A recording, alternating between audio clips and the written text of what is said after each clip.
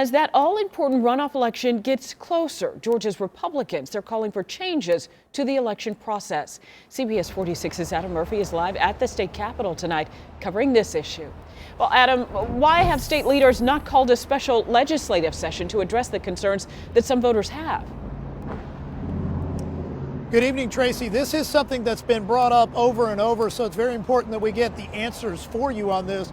I can tell you right now, the governor's office tells CBS 46 they're not going to do it, and the reason for that, they say that the election process for the January 5th Senate runoff is already underway with ballots going out, and they're quite sure that if they were to call a session, a judge would put a stop to it. But I promise you, I'm working on those issues. I wish they would do. I wish they would do. We are so concerned about this election. More pressure on Governor Kemp to call a special session of the General Assembly. On Tuesday, a group of voters dropped off 2 bags of signed petitions at the Capitol, demanding that state leaders address concerns of election fraud. In Georgia, the governor has a right to call a special session. Constitutional law attorney Paige Pate said he believes the governor's hands are tied.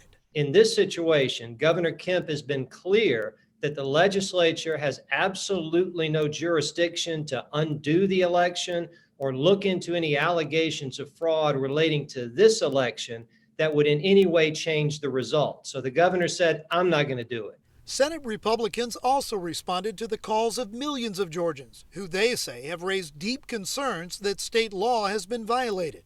They issued this statement saying, quote, "Our state constitution precludes us from calling a special session due to the lack of 3/5 majority in both chambers.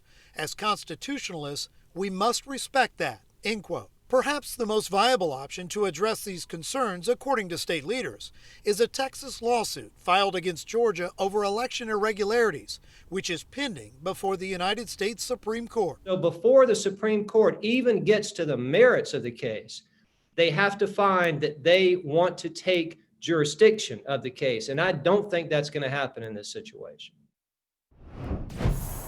Now, 17 states have joined Texas in this lawsuit against Georgia and 3 other battleground states, and Georgia has until 3 p.m. tomorrow to respond to the suit.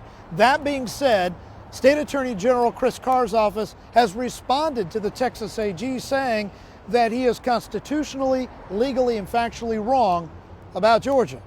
Live outside the state capitol tonight, Adam Murphy, CBS 46 News.